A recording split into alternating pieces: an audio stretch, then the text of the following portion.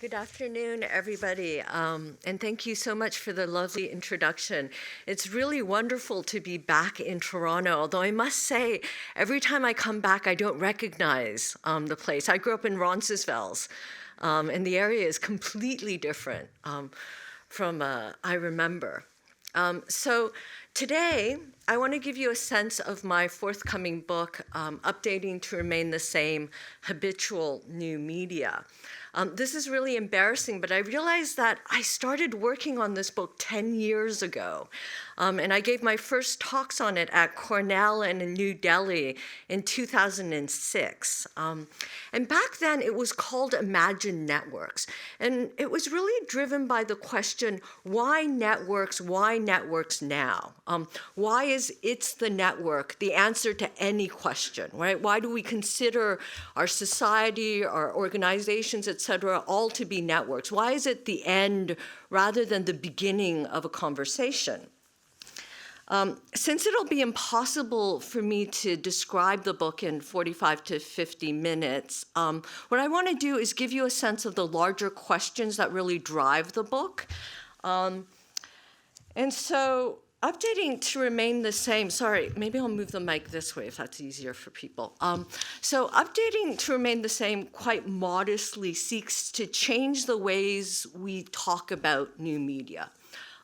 Importantly, what it tries to do is move our discussions of new media away from virality, so the time of the viral where everything spreads quickly, as well as displace the ways we usually talk about new media in terms of privacy. So rather than new media being something we need to contain for the sake of privacy, rather than engaging in endless debates over whether or not young people today care about privacy or not, endless debates over whether the internet fosters democracy or destroys community, or whether it creates empowered individuals or homicidal maniacs, as if homicidal maniacs weren't empowered individuals. I want to think of new media at its best as wonderfully creepy. And wonderfully creepy precisely because of the ways it messes with the distinction between public and private. So as a product of neoliberalism's secretion of privacy, and the sort of comic caricature version of neoliberalism is that neoliberalism destroys the public by spreading the private everywhere, by destroying public spaces. In the US, where I now live, corporations now have the right of private citizens. People now buy ideas, and I don't know if this happens here, but my students now do something which I consider completely horrible, which is they shop for courses, right? Do you all have shopping period in which you all go to every course rapidly, right? So there's, but at the same time, as neoliberalism spreads the logic of the market everywhere, and it allegedly spreads the private everywhere, is also tasked with destroying the private, so that there's now no space outside of the agora. There's no shelter outside of this rampant publicity. So as a product of neoliberalism's secretion of privacy, so both expansion and contraction of privacy, and new media importantly, and here you see some of the aphorisms that dominate the book, but right up there, so new media is a function of you, right? So this is what is allegedly so empowering about new media. It's you, not mass media. So as a product of neoliberals' relentless secretion of privacy, new media also perhaps perversely points to possibilities of collectivity, or what Jamie Barron calls found collectivity through the habits it fosters, so through what remains. And the book, indeed, is very much obsessed with things that remain and how things remain. So the question that really drives the book is the end one right here, which is habit what society can be in an era in which, as Margaret Thatcher has argued, there is no society, And if so, can we view ourselves through our conscious and unconscious actions as characters, not marionettes, in a series of dramas that we so poorly call big data? And the next book is very much about big data and data analytics and how we can consider ourselves as characters within this unfolding drama of data analytics. So rather than accept the grounding assumptions behind the term new media, such as if you think of the term new media, it implies that what matters is new, and that new media are new. Rather than accept these assumptions, updating to remain the same argues that new media matter most when they've moved from the new to the habitual, when they've moved from the noteworthy to the everyday. So new media matter most when we no longer pay attention to them. So think here of search engines, right? So whether or not Google still excites us. But remember, some of you are too young to remember this, but remember that moment when you first found your house on MapQuest? Remember that excitement of the search and find? So whether or not you're still excited by that, search engines fundamentally shape the ways in which we engage knowledge, hence the emergence of search terms. And BlackBerries, sadly, are almost extinct, but phantom vibrations, how many people suffer from phantom vibrations? So you think your cell phone is vibrating and it's not, right? So that was diagnosed as a primary characteristic of crackberries, right? So BlackBerries no longer exist, but crackberries live on, right? And so new media are ubiquitous in their obsolescence. So these new media live on in our clicks and in our habits. So repetition breeds expertise even as it breeds boredom. So here I want to think of our landfills and our bodies as repositories for our technologies. So if we curate ourselves, it's because we've become the archive, we've become the landfill. And because society has become reduced to habit, individual habits, individual ticks that scale. And this is what drives data analytics, and I'll talk a little bit more about how this operates later on. So what's remarkable isn't that new media are called into question, and this is usually the critical stance that people have, especially in, I think, film studies, where they say, well, new media is not really new, so rather than engage in that sort of critical stance, I want to think about what's really remarkable about new media is the fact that they continue to spread even as they continually disappoint. Right? So they foster knowing disappointment or cynical optimism. Those attitudes are embedded in the very term new media, because to call something new is to guarantee that it will one day be old, that it will one day be obsolete. So it's to place it within a cycle of obsolescence by which it will inevitably disappoint and be replaced by something else new, something else that promises once more the new.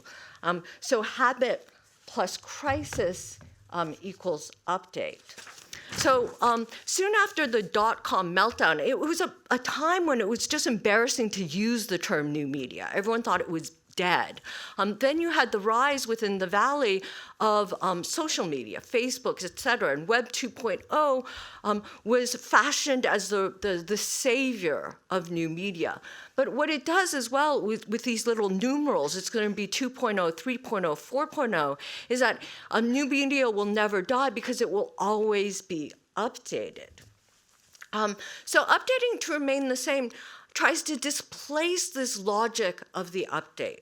And it also tries to displace what this also implies, which is the language of disruption. So I don't know how many of you have followed what Silicon Valley is doing right now, but they love the term disruption, right? And disruption is allegedly what drives new media. And so I want to think about habit as something that attenuates the viral. I want to think about habit as disrupting disruption precisely because it gets us away from the very notion of disruption. So updating to remain the same really asks us, I have retainers. I am far too old to have retainers, but this means I slur slightly, so every now and then there's, okay, so. We can talk about, I'm gonna say, okay, getting old is fabulous. Everything that people have told you about getting old being awful is not true. It's wonderful, except your body gives out and you have to wear retainers, okay. So updating to remain the same tries to consider what we consider to be viral as habitual. Why? Because by doing so, we focus our attention on things like crumbling infrastructures, things that are ignored if we assume that what matters are things that simply travel. Also, it turns us away from what virality does, is it targets individuals and makes individuals responsible for collective actions. And the habitual moves us away from this logic of targeting. So right now in a network, it's assumed that if something repeats, it's because somebody is copying someone else, because of viral spread or contagion. So think again of this Facebook study, which allegedly showed that sad Facebook posts make you sad and happy Facebook posts make you happy by analyzing the frequency of keywords. Now, what's remarkable is that this study was condemned not because of its methodology, right? Not because it reduced happiness to happy words and sadness to sad words. It was condemned because it allegedly showed that Facebook engages in social engineering. Like, really? I mean, isn't this its business plan? Why would we be shocked by such a thing, right? And think also of this study which showed that obesity spreads like a virus, right? So, and what this study makes clear is the targeting of individuals in this logic that's productive, right? So the only takeaway from the study really is if you want to remain thin, ditch your friends as soon as they start gaining weight, right? But also think of the coverage of the Ebola virus. And here the targeting of individuals is really intriguing, right? So I'm just going to show you part of a BBC clip.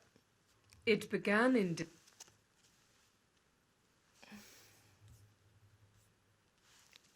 Began in. Yes. Okay, so we're going to try refreshing from here.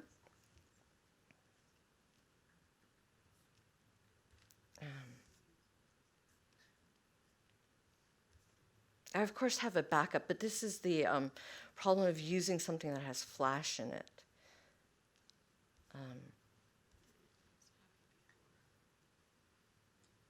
It's just, she's been traveling a lot. She gets tired. I'll also look up the backup Ebola virus, which is not as good, but okay. So we can go with this for now. So basically what I want to do by showing you this, though, is to talk about the various ways in which things are tracked. So let's start here. So. And then came down to 5 in December, to 2 a day, and then 1 a day throughout February. During the catastrophe, when we had the fire brigade out fighting, then we counted number. During this period, the second phase, when we had to go to 0, we didn't use numbers, we used name.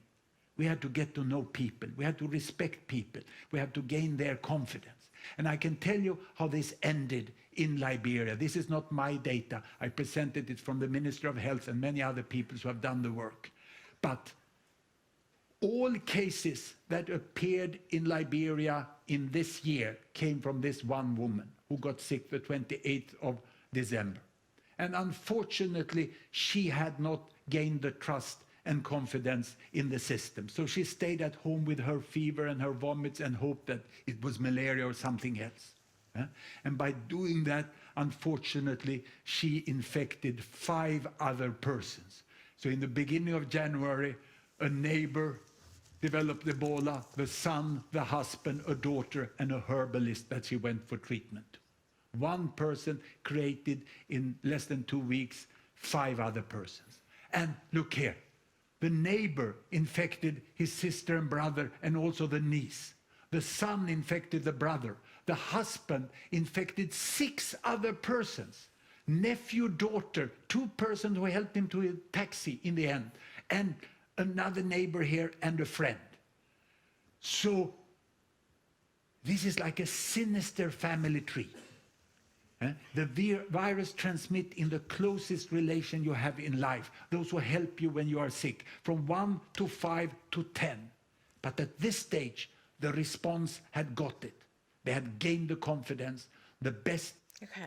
So what I wanted to do with this is to show you the sort of logic of targeting individuals and the sort of lineages that are assumed by something like this. So, and what's interesting about that video and the BBC clip, the other BBC clip that I wanted to show you, is that it merges concrete data with more speculative cases of spread.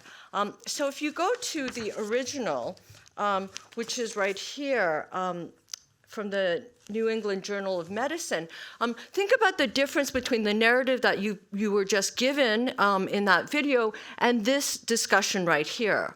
You'll notice how tentative it is and how it says there's a missing animal source. But despite the differences between this description and the BBC clip that you just saw, both make it seem as though this kind of careful tracking of disease is both normal and key, right? And importantly, Ebola, both within affluent areas within the West and Africa, were highly tracked, right?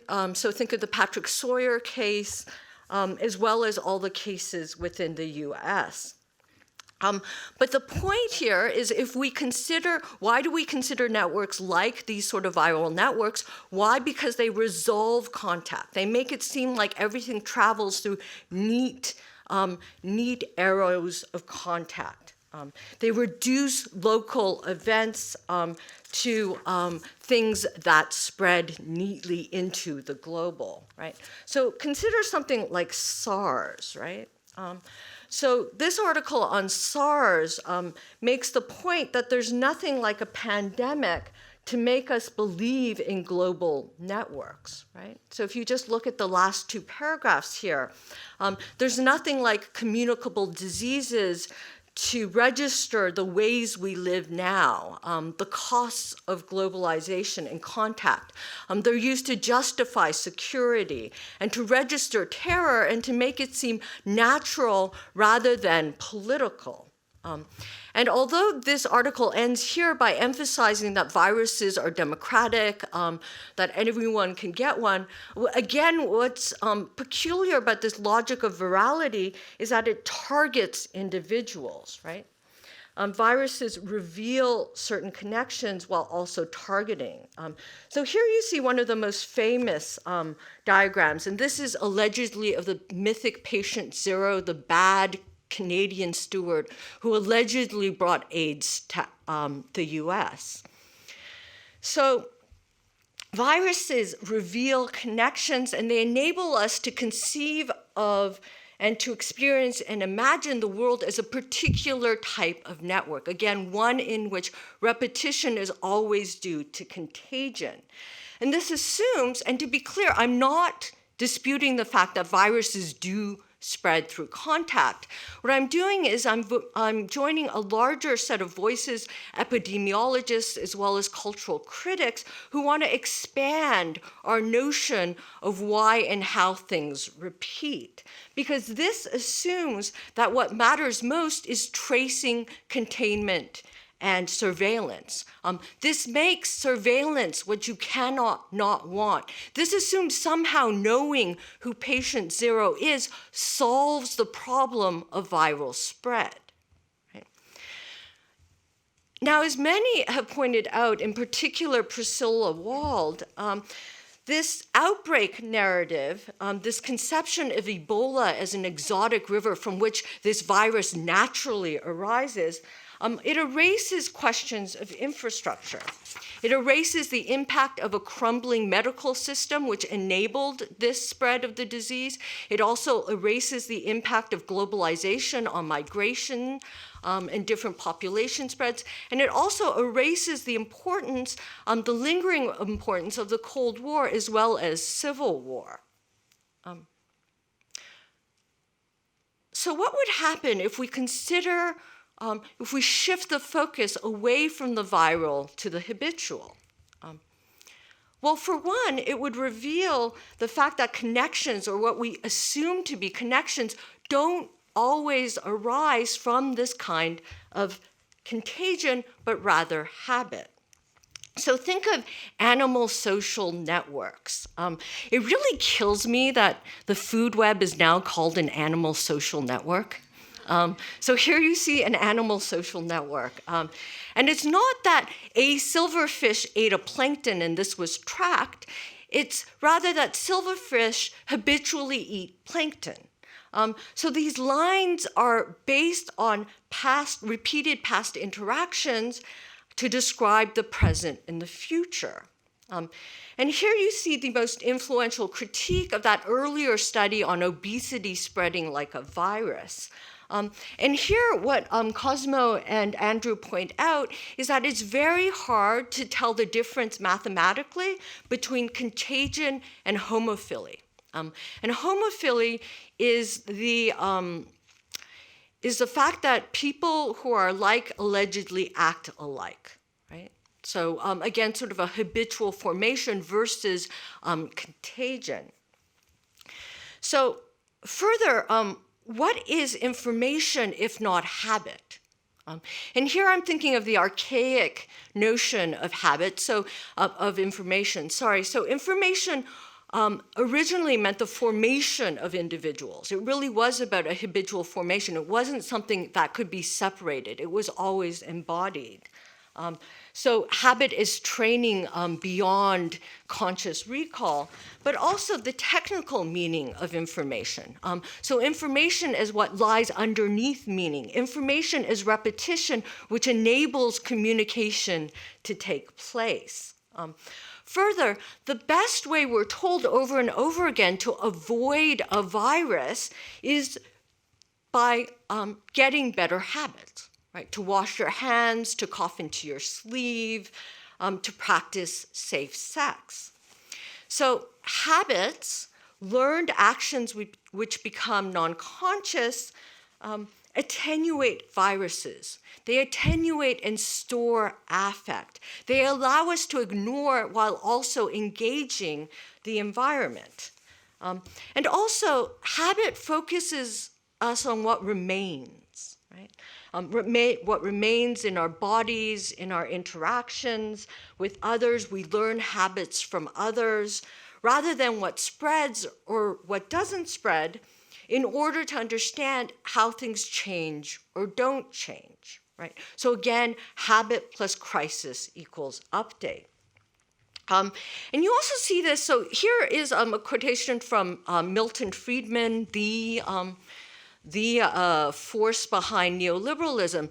And what's really intriguing about this passage here is what he calls for isn't crisis, but rather the seeding of habits that can then take over after a crisis, right? So crises are always assumed to take place, and indeed, if you assume that crises can be avoided, they will always happen because exceptions will always happen.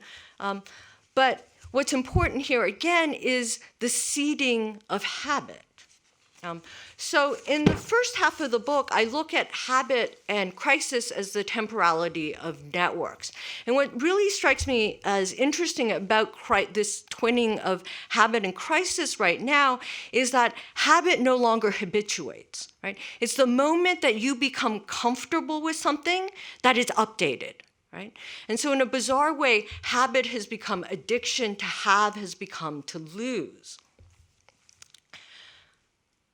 Now, the other thing that habit does, and this is what the second half of the book explores, is habit gets us at this really weird inversion of public and private, which seems to dominate social media. So new media, again, is new media. New media is a function of you. It replaces the mass with a you. So new media relentlessly emphasize you, what's on your mind, YouTube, et cetera, et cetera.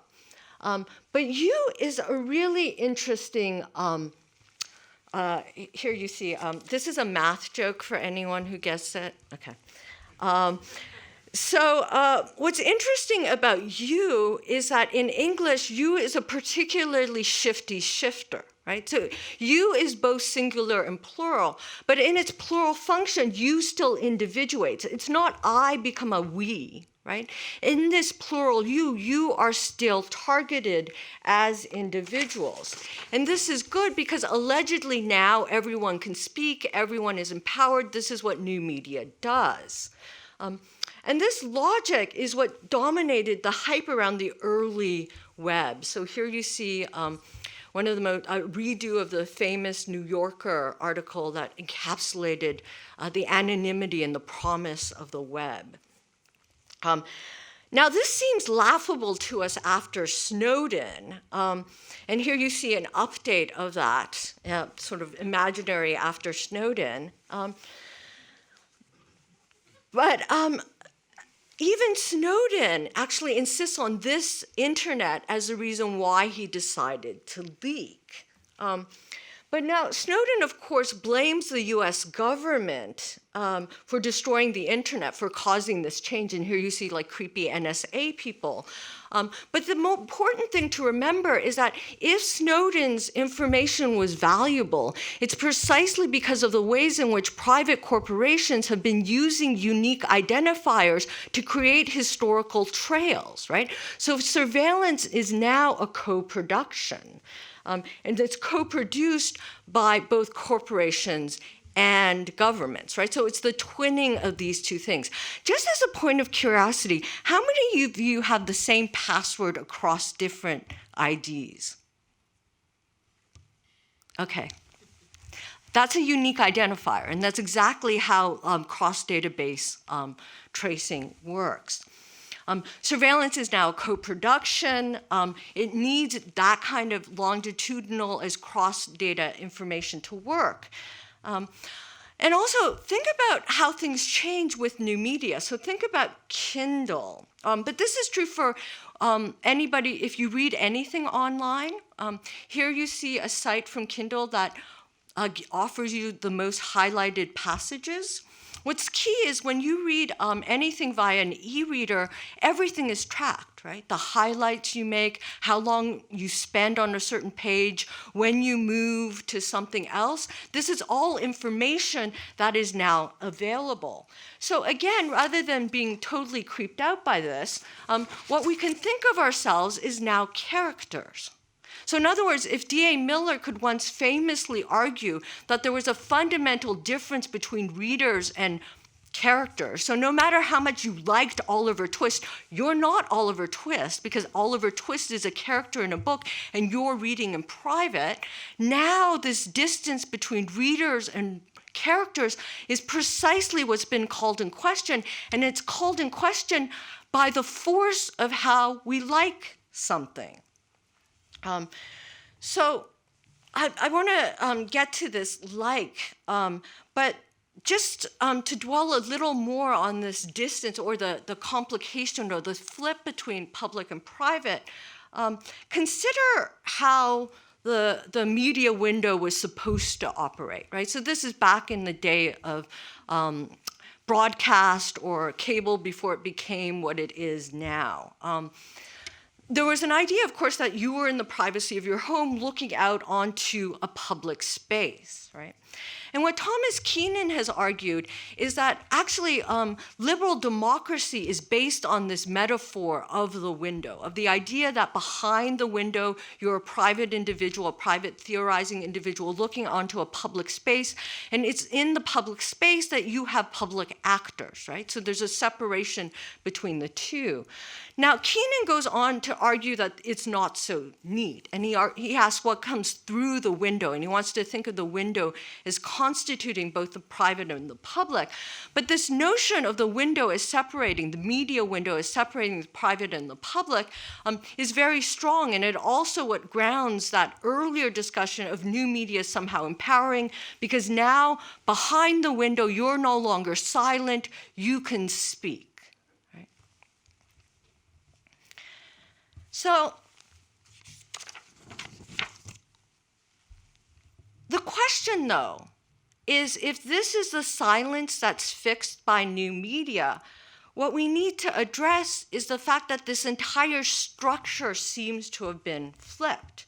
So in social media, the position of private and public is oddly reversed. And the subject who acts, the subject we look upon is increasingly on the inside rather than the outside of the window. So subjects are increasingly caught in public acting privately, and private subjects are increasingly viewed as the most powerful, right? So think of, you all don't have Donald Trump, but you can think of the rise of Donald Trump precisely through this mode of the private and also the reality TV come to define a certain notion of publicity or power or celebrity.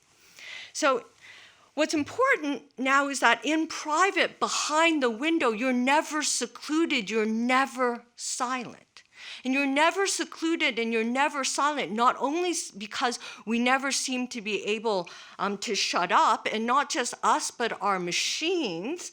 Okay, we're going to now do a little experiment for everybody who has a laptop and a wireless connection. We're going to get our laptops. What you need to have, though, is root access to your machine. Okay. So for everyone who has root access to your machine and a terminal window, type in this. And what you will see is all the packets being sent and received by your wireless card. Does everyone have that? You need root access? And if your card seems boring, try logging into Facebook or going on the New York Times, and you'll see how your traffic radically differs. For all of you who are naughty, and you know who you are, you're in promiscuous mode, and what you're seeing is not only your traffic, but everybody else's, right?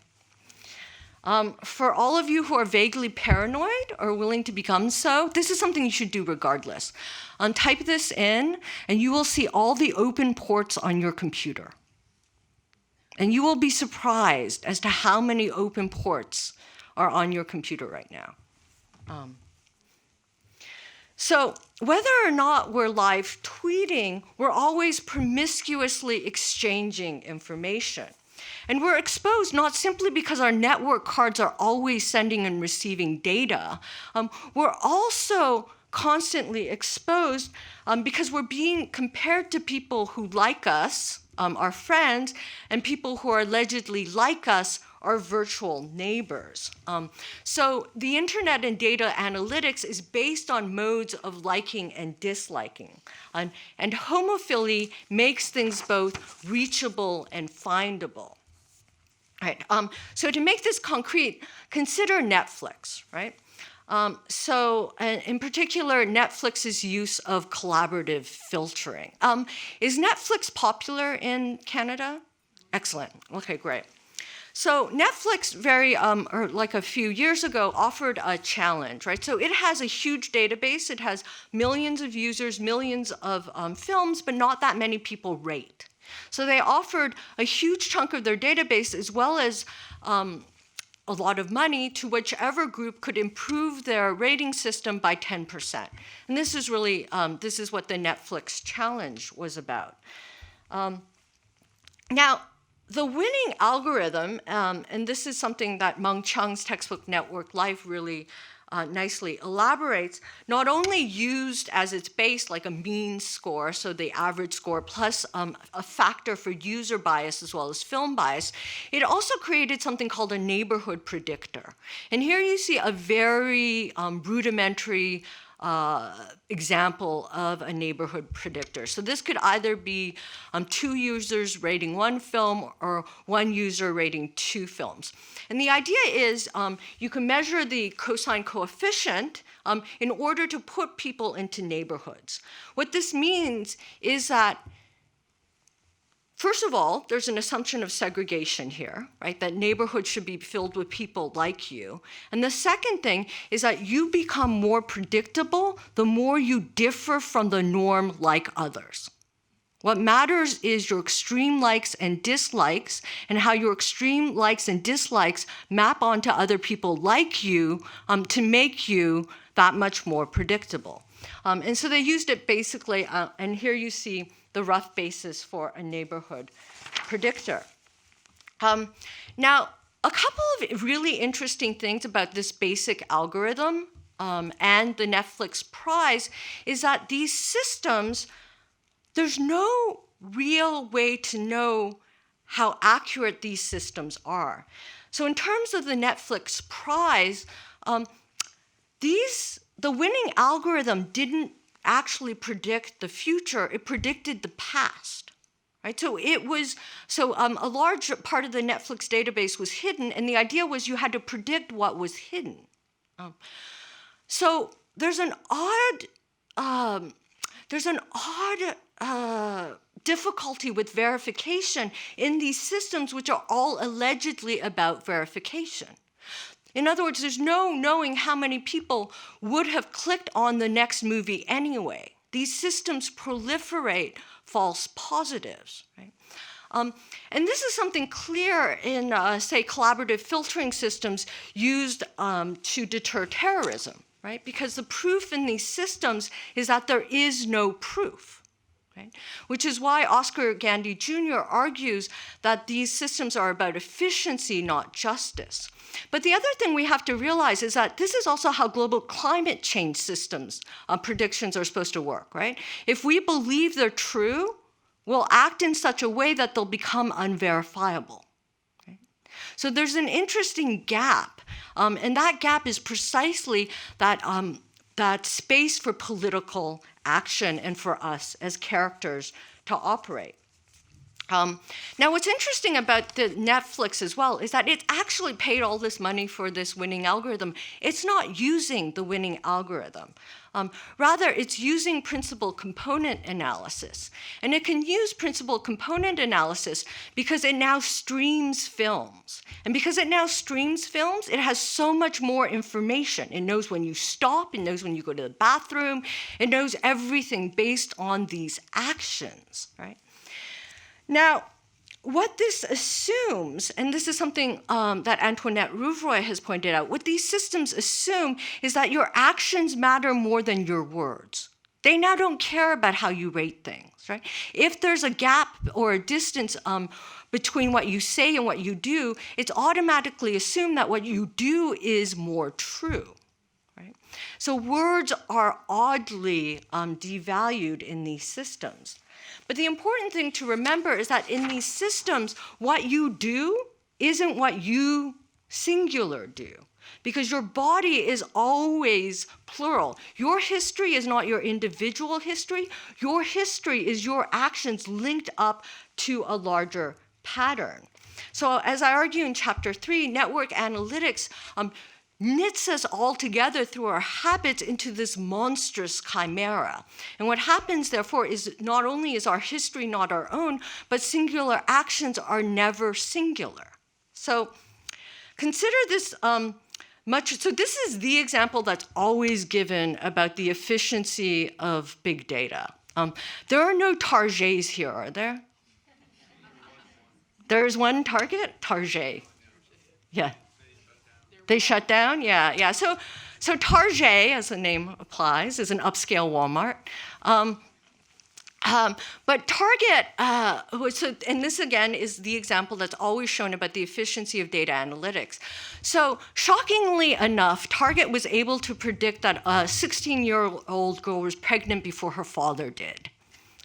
So her father, she received baby coupons, father was very angry, went to the store, said, "How dare you encourage my daughter to have sex?" Turns out she was pregnant. And Target knew this because it's come up with a pregnancy predictor based on things such as buying unscented lotions or vitamins. Yeah. So the fact that Target needed big data to figure out that female human procreators suffer from morning sickness is really amazing, right? And you wonder how much cheaply they could have done this if they just hired female human procreators into management positions. But big data is all about predicting difference. It's about finding gender, sex, et cetera, and then denying it by hiding it within these banal proxies. And this is really clear in something like the FICO medical adherence score. So this score allegedly predicts how likely you are to take your medications regularly, and it can be used by companies to determine things like how much you should pay for health care. Now, apparently, one of the most important factors is whether or not you pay for car insurance. But whether or not you pay for car insurance has everything to do with class, location, often gender, age, et cetera, right? So what we're having through these proxies is redlining emerging within algorithms. And what we have is race, gender, class, and sexuality figuring in ways that are both more gross and refined at the same time. So that call to say, let's look at race, gender, class all together, that's the way to think through things analytically. This is exactly what data analytics is doing, right? So think of someone who buys organic bird feed, right? Think of what that tells you about the intersection precisely of class, location, et cetera, right? So think of the ways in which these proxies are precisely bringing these things together. And this is what my new project, Discriminating Data, looks at. And part of my new project is to imagine different kinds of algorithms. What if Google gave you the most diverse rather than the most popular results? This is something Warren Sack has been thinking about. What if we thought about algorithms and recommendation systems differently? But return to this notion that subjects now act publicly in private or are caught in public acting privately, this capability leads to all sorts of anxieties and desires to sort of fix that border between public and private. So in the book, I talk about slut shaming and other sort of really anxious discourses trying to separate the public and private and to blame certain users for network vulnerabilities. It leads, in other words, to what I call the epistemology of outing, to the revelation of mainly open secrets. And what really intrigues me, and I just want to show you a brief part of Citizen 4, is the ways in which this discourse of outing has become the dominant way we talk about our engagement with the web. So let me just show you just a brief portion of Snowden's decision to quote unquote come out. It's the only difference, I think. And again, notice the windows and the ways the windows operate in the cinematography here. Let's talk about the issue with when we're gonna say who you are. Yeah. This is, you have to talk me through this because I have a big worry about this. Okay, tell me. Which is that if we come out and I know that you believe that your detection is inevitable and that it's inevitable imminently. there's, in the New York Times today, Charlie Savage, the fascinating Sherlock Holmes of political reporting, deduced that the fact that there's been these leaks in succession probably means that there's some one person who's decided to leak Somebody a bunch else of stuff. quoted you as saying it was one of your readers, and there was somebody else who put another thing. So we're I mean, it's fine. I want people to. I want it to be like this is a person. I want to start introducing the concept that this is a person who has a particular set of political objectives about informing the world about what's taking place.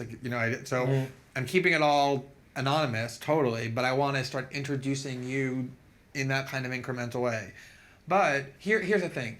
What I'm concerned about is that if we come out and say, here's who this is, here's what he did, the whole thing that we talked about, that we're going to basically be doing the government's work for them, and we're going to basically be handing them, a confession, and helping them identify who found it. I mean, maybe you're right. Maybe they'll find out quickly, and maybe they'll know. But is there any possibility that they won't? Are we kind of giving them stuff that we don't, or possibility that they know, but they don't want to reveal it because they don't know, or that they don't know, and we're going to be telling them? Like, is it a possibility that they're going to need like 2-3 months of uncertainty, and we're going to be solving that problem for them? Or let me just say the over part.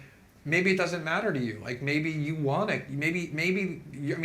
You're not coming out because you think inevitably they're going to catch you and you want to do it first. You're coming out because you want to fucking come out and you want to be heard. There is that. I mean, that's the thing. I don't want to hide on this and skulk around. I don't think I should have to.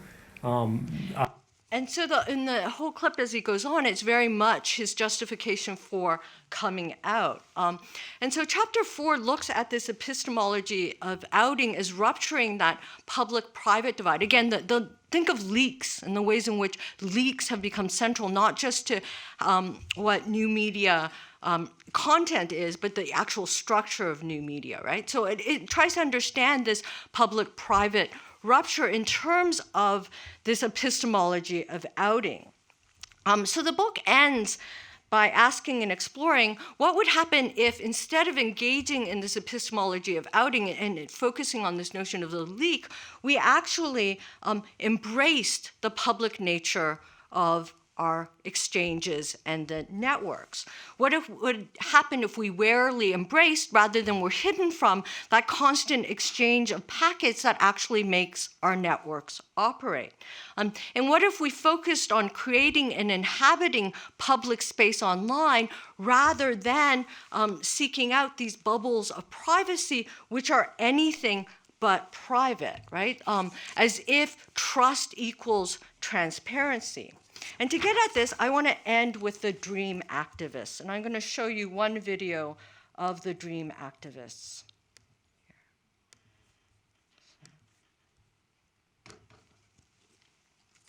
My name is Viridiana Martinez. I am undocumented. If you're watching this video, I've been arrested. I grew up in the small town of Sanford, North Carolina. I'm a proud North Carolinian. I'm a taxpayer, but most importantly, I am a human being whose dreams have been denied. Why did I take part in an act of civil disobedience? Putting my freedom on the line. Why would I willingly face deportation, risking my future and my own home? Because I've had enough. My people are being criminalized for crossing borders to seek a better life, while the industries that drove us here are not being held accountable. My community is under attack by legislation that strips people of their humanity. Our human right to an education is under attack and has been for years. Because our own Senator Kay Hagan has denied the dreams of 51,000 North Carolinian youth. Remaining in the shadows is no longer acceptable. Protesting, rallying, and lobbying is no longer enough. If you're watching this and have not spoken out, it's time you come out and declare yourself undocumented and unafraid. If you tirelessly pushed for the DREAM Act last year and feel like giving up, don't. It's time to escalate. So which side are you on? There is no neutral ground. Will you speak out with me or silently join our oppressors? So as Christina Beltran has argued, what's interesting about these activists is that they deploy tactics of visibility very much drawn from the LGBTQ activists. So as she notes here, more confrontational and creative than previous forms of undocumented immigrant activism, these activists engage in risky activities, they expose themselves and thus risk deportation because they realize that privacy offers no shelter against surveillance and prosecution.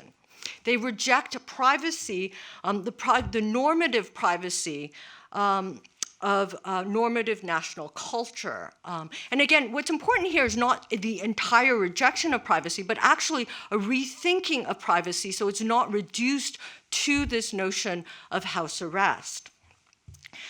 Now, especially given homonationalism, and I would just point out that Snowden is a really interesting reversal of homonationalism. Homonationalism is usually the US getting to declare in other Western states that we're better than these other nations because we protect people who come out, right? So it's a weird reversal. So Russia gets to say it's protecting an individual who's come out, but is being prosecuted by the US, right?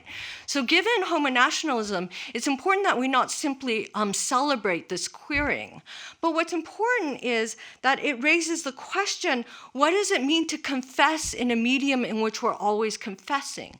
What does it mean to confess to something that's already known, right? So given the fact that these allegedly undocumented citizens can't attend college without paying foreign fees, or given the fact that they pay taxes, right? So most undocumented immigrants in the US pay taxes. This notion of them being undocumented is a fantasy, right? So their status is at best an open secret. So what does it mean to confess to what's already known? And what's important is that through these stories, they create a different kind of documentation through repetition.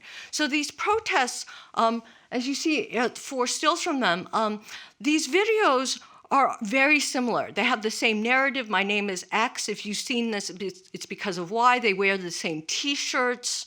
And so rather than strike a pose and try to ignore the template that dominates the social web or Web 2.0, they actually use the template and repetition to create their own kind of documentation. And through this repetition, they seek to build some sort of habitation or shelter. And we miss everything about these videos if we miss what this repetition is doing as a mode of inhabitation. Because such public inhabitation, such reframings, shift the focus away from protecting or condemning private individuals who are treated as potential leaks towards sheltering public subjects, whose actions are currently privatized, that is, placed under house arrest by states and corporations. So the book ends with a call, and it calls us to fight for public rights. It calls for us to have a wary embrace of the publicity that is networks, so that we can be exposed, we can be vulnerable, we can take risks, and not be attacked. Thank you.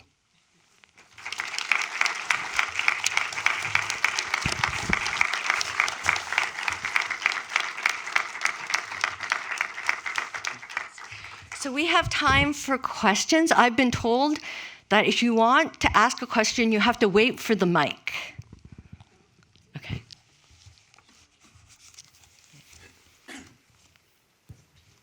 Hi, thank you very much for a really interesting talk.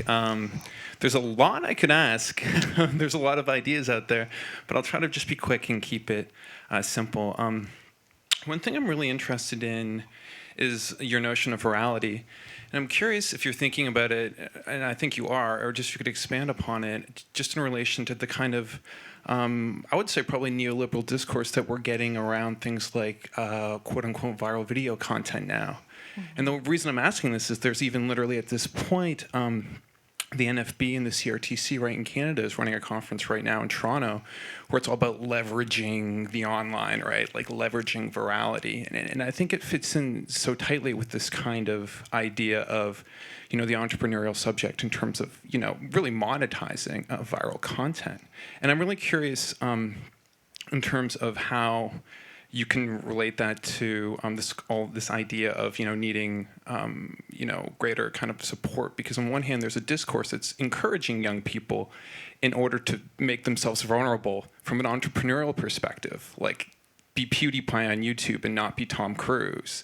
And then on the other hand, you're also opening up these young people to a very, very different kind of media landscape, a landscape where there's not, let's say, the types of labor protections that we might have with creative industries.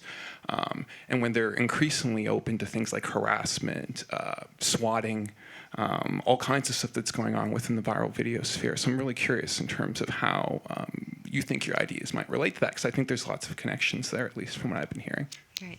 Thank you for an excellent question. There's so many different levels there. Let me start with the end and then move forward, or the question of risks and the ways in which that translates or not into certain practices. I think that part of what's important to realize is the ways in which to be public on a network is to be vulnerable, whether or not you're actually posting anything, right? And so part of it is trying to get us to reconsider the ways and our means of exposure, so that it's not simply when we put something on YouTube that all of a sudden we're exposed. We're exposed the moment we go onto YouTube, right? And not even put content there.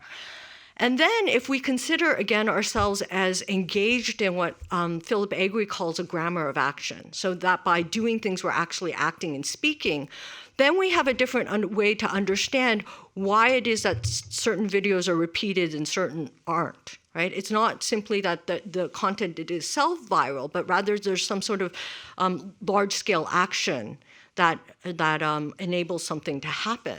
And what's interesting, if to think through this notion of virality, is that there is biological viruses and quote-unquote social media viruses follow different mathematical models even. So the very notion of the viral is some sort of metaphorical thing. I mean, there's some people who've been trying to do SIR models of social media and it just has not worked out well. But what is being emphasized there is a certain notion of contagion, right? And I think that the important thing is to think about it less in terms of contagion and more in terms of why it is and how it is that certain things repeat through habitual action, right? So that's one side. The other action, the side that you bring up about labor, is really important. And I think it also goes to sort of Tiziana Terranova's discussion of free labor, right? So her early analysis of the web and how it's based on both labor that's free and also things that are given freely. So she wants to understand a richness between the two.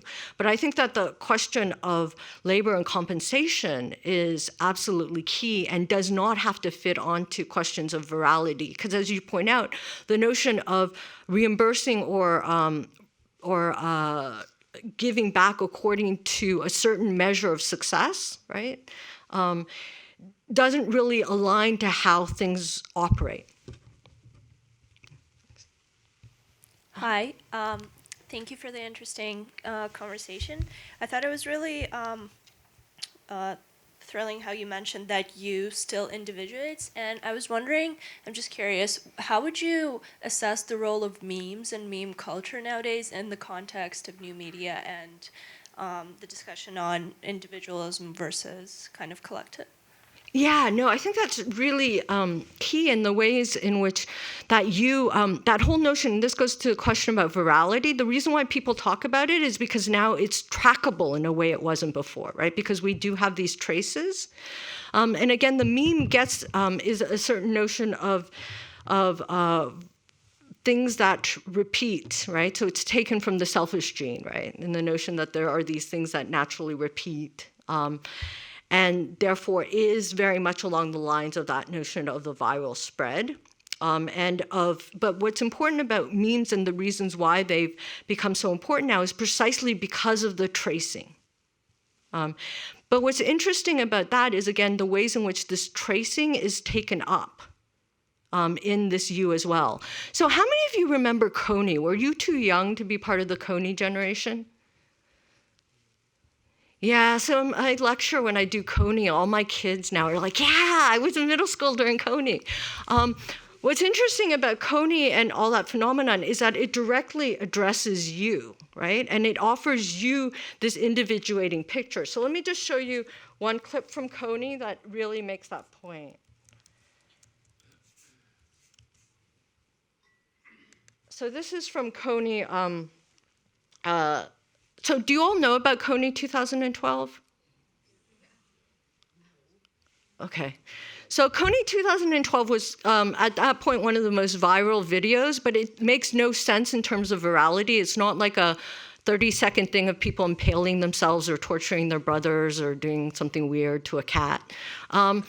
It's this 30-minute video, which is allegedly about capturing Coney and Ugandan politics. But it starts off with this celebration of social media and then calls on all these people to contact famous celebrities in order to enact action. So it's been critiqued as being not about Uganda at all, which and about social media, but what's really fascinating is how it targets you. So let me just show you this really brief clip from it. We're going to stop them. So this is a filmmaker talking about why I made he's that doing promise this. to Jacob, not knowing what it would mean. But now I do. Over the past 9 years, I have fought to fulfill it. And the fight has led me here, to this movie you're watching. Because that promise is not just about Jacob or me, it's also about you. And this year, 2012, is the year that we can finally fulfill it. Right, so you notice that you is that face, is that sort of yearbook thing, which is plural but individuating, right? So each you is still somehow separate. Each you can respond, each you is participating. So it's that move from the mass to the you, which is always, even its plurality, nicely separated, like you all are here in front of me. That exactly is the key, and therefore the traceability.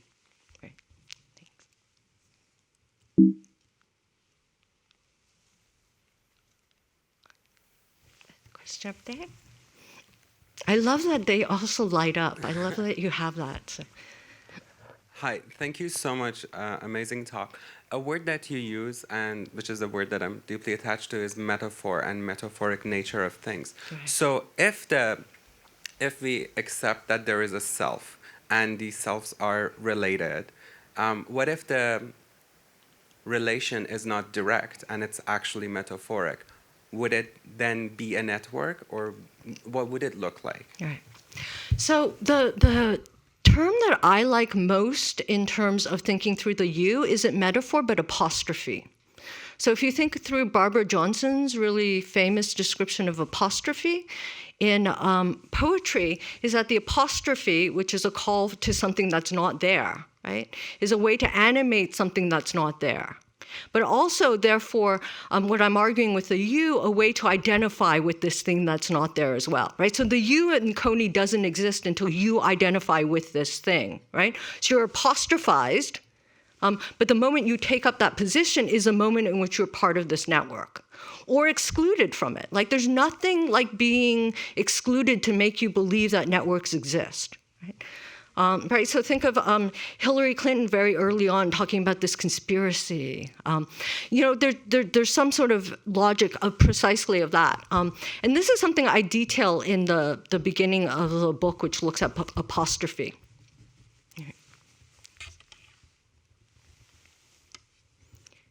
Oh, there's a question down here. So, this is one of those like asking you to speculate questions, but I guess that's okay.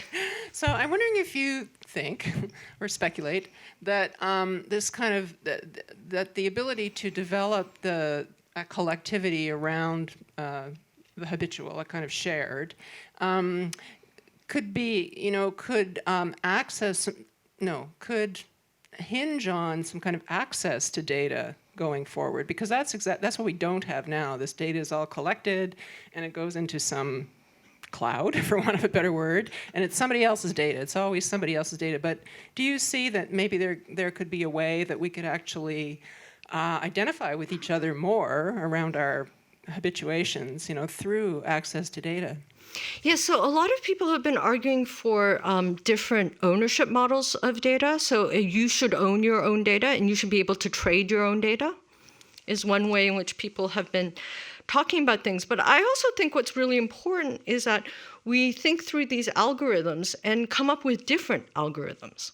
And I think that's something, you don't need to have access to data to rethink the ways in which machine learning happens, right? So if you think of principal component analysis, or what they're using now, what they do is you basically break up this huge cloud of data into various eigenvectors and eigenvalues. And it's assumed that you use the eigenvector with the highest eigenvalue because it can explain most of the data. It puts it into, but what that also means is that the result you get will always be banal because you're trying to explain the majority of data points through one axis, right? So part of what we can do is try to think through different ways of describing data space. Instead of the highest eigenvalue, what if we looked at the least significant eigenvalue? What if we looked at different ways of mapping onto and thinking through neighborhoods so that the assumption wasn't segregation, but rather that we can tweak things or think about collectivities differently. So I think at one level is the imagination, and another, and sort of technical things. And how many of you know about ad nauseum? Okay, so ad nauseum is a really interesting, so ad nauseum is this really interesting plugin that was developed by a philosopher and an artist. So Helen Nissenbaum and, I keep forgetting his name. It's in here. There he is, Daniel Howe.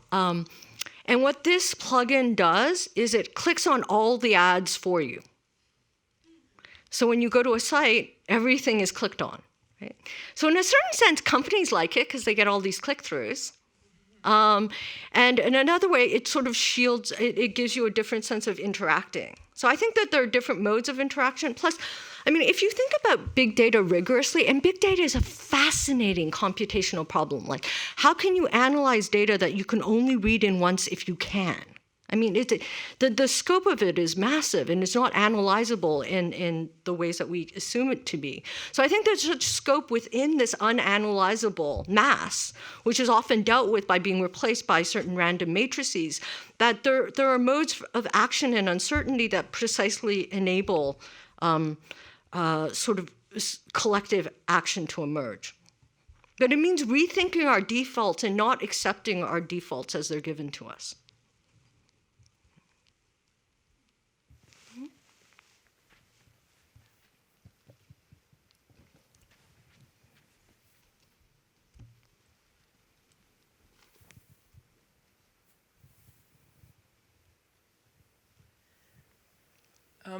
I think that was really wonderful. I think I only understood about 1/10 of it, but so I wondered if you could spin a little bit more out about the question of climate change and its relationship to crisis and kind of habitual things and actions. Partly because Naomi Klein was on the CBC on a documentary last night, and so the kind of way in which she was trying to make an intervention at the level of crisis and habit in Canada, in particular, with the Elite Manifesto. But I also have a very kind of a technical, theoretical question about the difference between the habitual and the unconscious.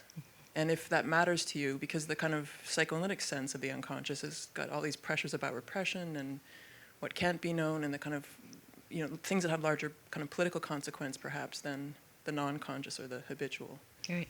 Those are excellent questions. So let me start with the climate change one and then get to the unconscious. And here, do I have Jim?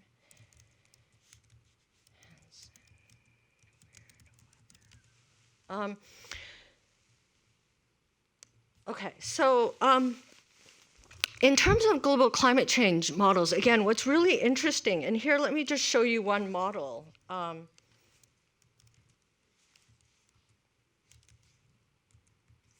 Here is Guftel's GFDL. So this is a really, so this is a mapping which gives you how climate will change if we keep producing CO2. Now, what's really interesting about this model is it merges past data for which we have concrete data, right? The past for which we have concrete data with the future, which is based entirely on speculation, right?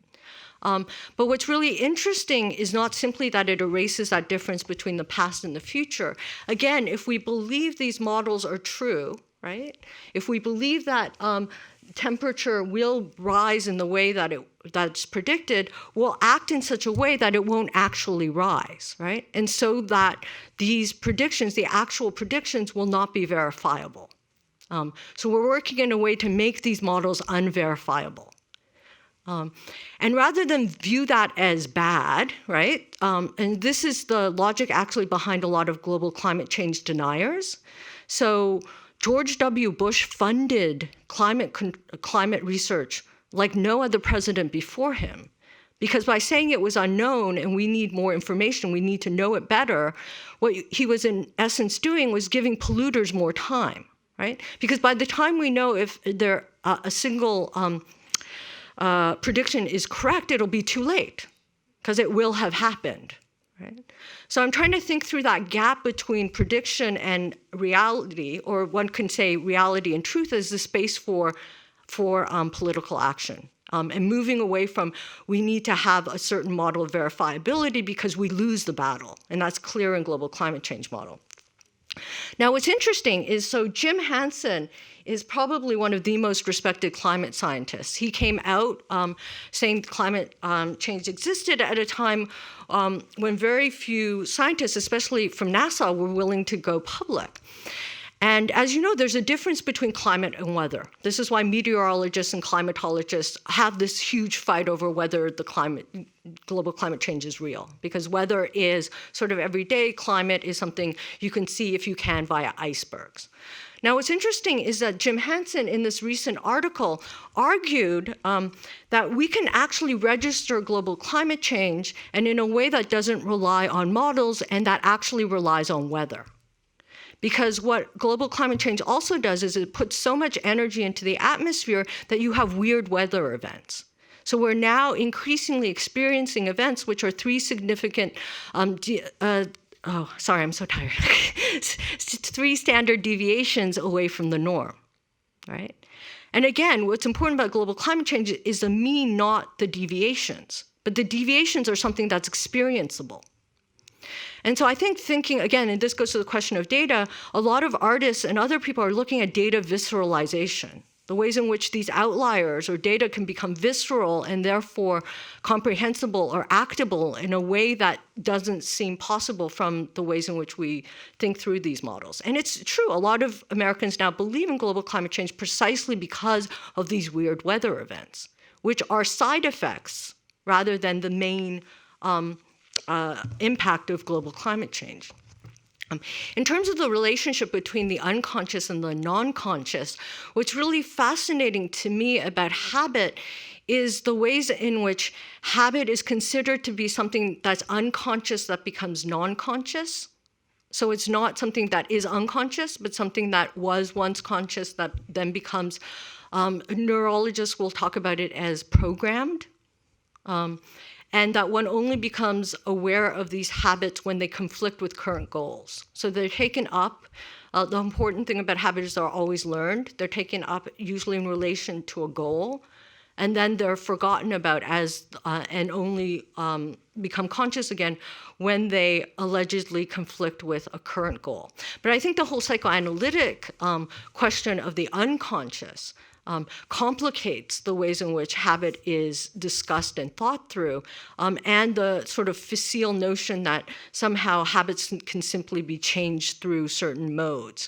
And I think that tension, though, is actually really intriguing. And I consider habit and affect, and the move to affect, to be intertwined with each other, 2 different ways to understand and deal with the non-conscious.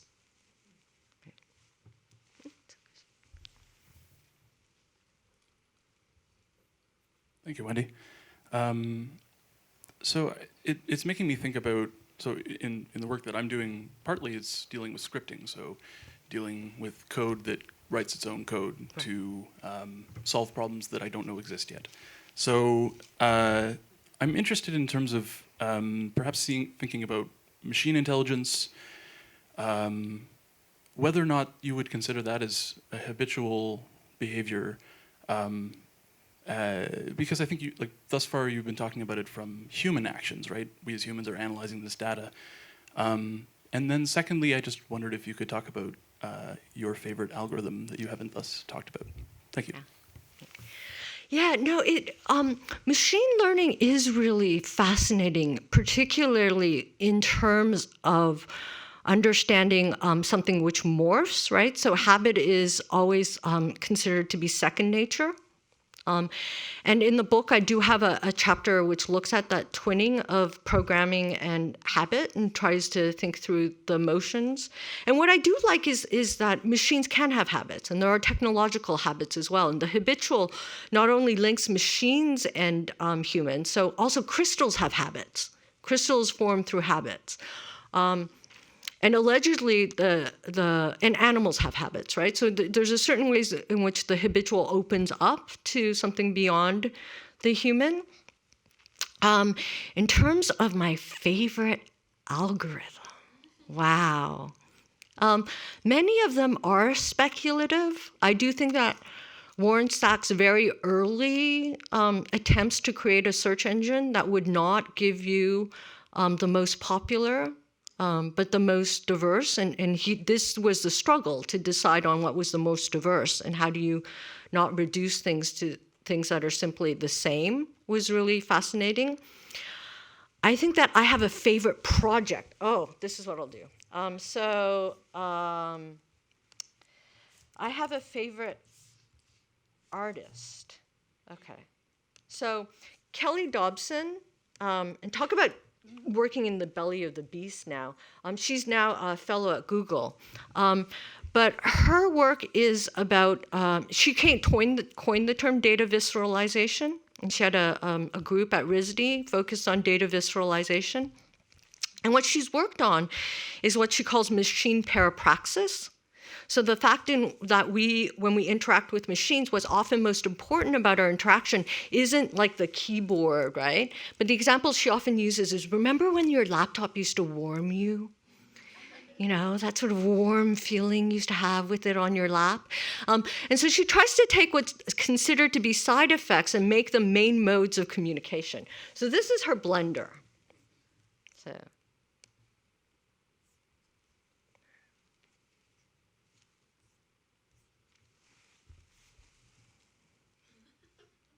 Oh, what happened to our sound? Oh no, we lost sound. Maybe it's in the video? Is it off in the video? No, I can't control it here, so. Oh. Okay, maybe because we moved to Q&A, we took out the sound. Because the sound is crucial to this, because in order to operate the blender, you have to make the sound you want the blender to make, right? And it's also neurotic. So it will act in ways on its own. So it isn't this sort of one-to-one mapping. What she's now working, the other thing that she's worked on are these part objects. Right now, in terms of taking care of people, especially the elderly, it's assumed what they need are these really cute humanoid robots that just give people drugs on a regular basis. So you keep them sedated. And she's created these wonderful part objects that sync with either breathing or your heartbeat. They're also vaguely neurotic, so they act up, so you have to take care of them. And they also sync with other machines. So machines can be therapeutic objects for other machines. So she has this great thing counseling a dryer. But I do think that these modes of thinking through these interactions, which we consider to be accidental, as ways of opening what our relationship is absolutely key. And again, it's not it's because it's a funky algorithm, but rather that it rethinks what an interface is and should be. Okay. So I'm sorry you can't hear this. It's great. And she's like really quiet, and then you hear this blender go. Argh! So yes, there's Kelly.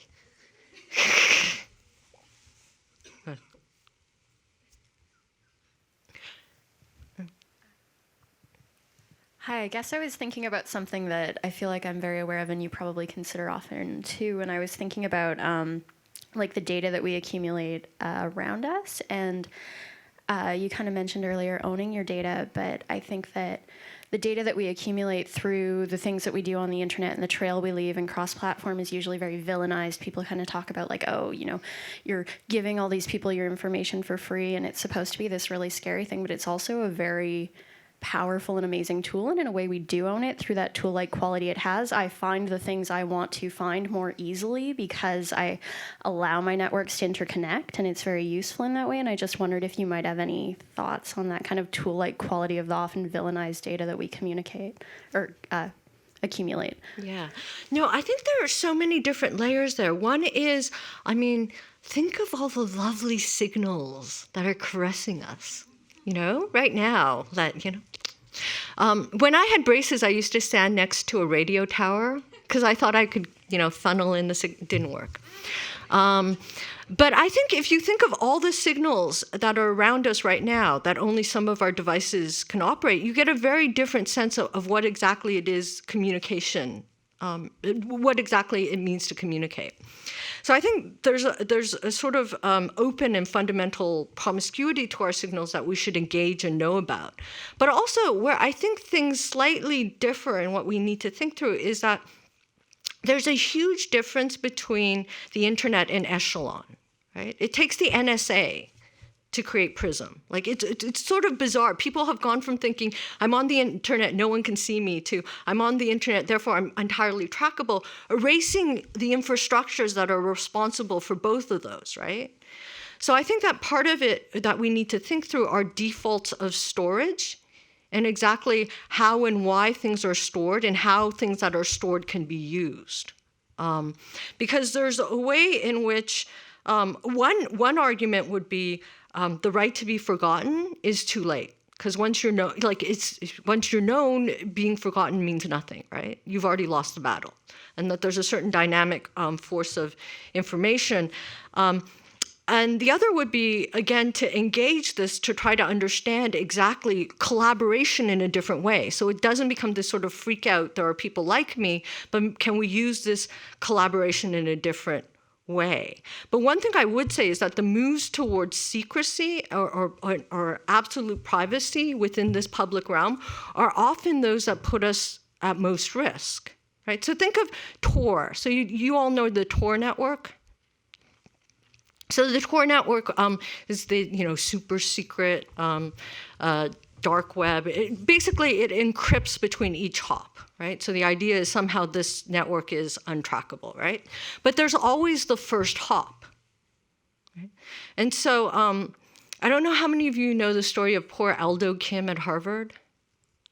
So Aldo Kim sent an anonymous bomb threat to administrators at Harvard, targeting buildings that all had final exams in them, right? And back in the old day, this would not have been taken seriously, right? I remember at Waterloo, we used to get these bomb threats all the time. But this was taken seriously because it was sent via Tor, right? So, it's a possible terrorist network. But Aldo accessed Tor using his laptop, which was registered to the Harvard network, while on the Harvard network. And at the time he sent the bomb threat, there were only 3 people accessing Tor nodes. So he was super findable precisely because he chose something which was allegedly super encrypted and secret, right? The argument has also been made in terms of NSA. It automatically downloads encrypted metadata, right? Metadata of encrypted emails, and has done for a long time, whether or not it can read the data. So I think we need to rethink what exactly we mean by and how we engage with these public networks. And part of that is to open up a more fruitful understanding of collaboration. Oh, this is the last question.